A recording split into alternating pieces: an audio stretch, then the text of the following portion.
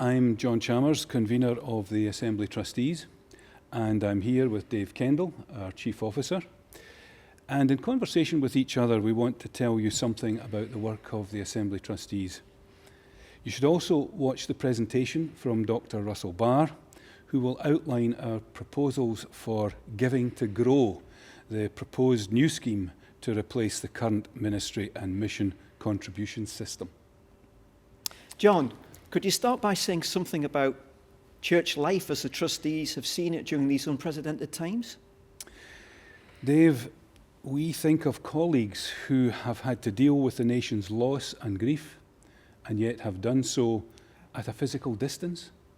We think of ministers and congregations who, from a standing start, put church life online and sustained worship and fellowship as never before. Then we think of the work of Crossreach, delivering elderly care services in the most challenging of circumstances, and local congregations who have comforted the lonely, delivered food to struggling families, and partnered with their communities as never before. Across the whole church, it is extraordinary what people have done, showing versatility, adaptability, imagination and determination. Together, they have proved that we as a church can adapt and change. John, it's been a tough year though, and some people feel that it's time for a break. Not time for cutting back, cutting our cloth or balancing the books. What is the vision that the Assembly Trustees are holding out to the church? Well, first of all, Dave, you and I belong to local congregations, and we recognise what ministers and congregations are feeling. Yeah. So, in response, over this year and next, we are committing at least £17 million of the church's reserves to help our recovery from the effect that the pandemic has had on the life of our church. Of course, as trustees, we recognise that it's critical for us to manage our finances so that we leave congregations what they need for local mission. But most importantly of all, you're right, we need a clear vision. And that vision could not be more clearly expressed than in the headline of the Faith Action Plan. It is to inspire the people of Scotland and beyond with the good news of Jesus Christ through enthusiastic worshipping, witnessing, nurturing, and serving communities. So none of what we do is of any consequence if it's not about helping people to meet and serve Christ, to explore their faith and deepen their discipleship. But where does it say that in the report to the General Assembly? Well, we say at the start of our report that we seek the will and purpose of God in the work for which the trustees are responsible.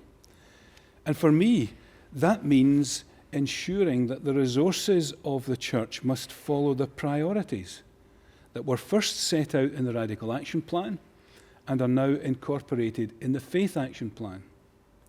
So throughout the report, there are practical and strategic proposals to use our people and financial resources where they will make the most difference to the mission of the church. But what do you say to those people who are afraid of the changes that are being flagged up in this report? Fewer buildings, fewer ministries, larger presbyteries, more restructuring. People often ask me, when will we get back to normal? Well, Dave, if by normal you mean the way things were before the 2019 General Assembly, then there's no way back there. Deficit budgeting used up £14 million of our reserves in the 5 years to 2019. Duplication of effort across 4 councils. A lack of joined up working and talented staff disempowered. In 2 short years, we have fulfilled a major part of the remit given to us by the Special Commission. And the only way forward is not back to normal, but it is on to the reconfiguration of the church for mission. Can I press you then to be more precise than that? Eliminating deficits and repairing some of the failings of the past doesn't spell out the plans for the future. What does the report have to say that gives the church a sight of what we should be building on? In our report, you will see that we want the new presbyteries to be properly resourced to become the agents who can redesign the church for mission. We propose giving to grow, which makes clear that the funding of the local church is a priority. We recognise that recruitment for ministry at all levels has fallen far short of our needs. We need to turn that around while making more use of the talent within our membership. We believe that we have to make plans around a realistic and affordable number of ministries. We still think that our people and our money can be used more efficiently. So we propose continuing conversations with the forums on how best to oversee and deliver the work for which they are responsible. And we are placing a high value on a fresh approach to training a new generation of leaders, which is one of the ways in which the growth of new forms of church can be established and sustained. John, I understand what you're saying because I'm familiar with the work of the trustees through my role. But how do you get that sense of vision over to the wider church? And is it possible to get buy-in across this complex and multifaceted church? Dave, it's probably not about getting buy-in as much as it is about offering something valuable that encourages people to take part in. And given the possibilities that there are for new initiatives in mission, new forms of church life, and enterprises with the under 40s, there's plenty for people to engage with. Let's see people using the new Small Grants Fund for work that supports our desire to inspire the people of Scotland and beyond with the good news of Jesus Christ. And yes, let's each of us find a place in the Faith Action Plan.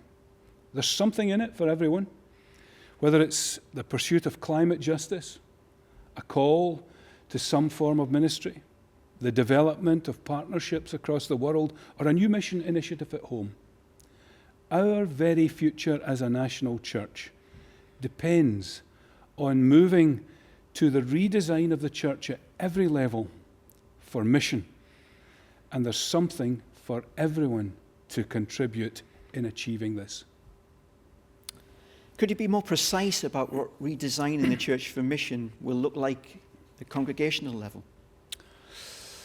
Well, Dave, here are 3 examples to offer. The first is to look at the revolution in the presence of the church online that has happened over this past year. Our planning for mission needs to take forward the best of what we've learned and make this a major part of our planning. The second important example comes from Shetland. Shetland is now part of the new presbytery of Aberdeen and Shetland. Once Shetland was 13 separate charges, and now it has become one parish. Shetland will go from over 30 buildings to 11. And the money from the sale of the surplus buildings will be invested so that the buildings they retain become well-equipped spaces in the right places. It's that kind of radical mission planning that is required across the whole church. The third example, Dave, is a hard reality. Sadly, there are congregations which have reached a tipping point from which there is no way back. It's not that people haven't been faithful and prayerful and hopeful, but time has caught up with them. And in many places, the future of the church will not be built around the places where some of our present congregations are based. If we are serious about planting 100 new congregations, then don't think of them as being formed around buildings and kirk sessions and congregational boards. Take a look at the Breaking New Ground Zoominar that Trinity Glasgow hosted recently. This may give you an idea of the radical overhaul of church life that lies in front of us. Dave, in the next 5 years, I know that I will be bidding farewell to many of the things that I love about church, which fit my world of church, but they don't fit the world of my children or their children. That's the level of change that is required. It will not be without pain, but if we have the courage, it will be inspirational. John, tell us finally, what has been the hardest thing about the work of the trustees? Dave, an old friend of mine used to say that you could have Presbyterianism or you could have efficiency, but you couldn't have both. I think that the hardest thing about the work of the trustees is blowing that myth. We can be Presbyterian and efficient, but that means we don't have to micromanage every issue at an annual meeting. Instead, it means empowering folk at every level to inspire the people of Scotland and beyond with the good news of Jesus Christ. Dave, thank you. Thank you, John.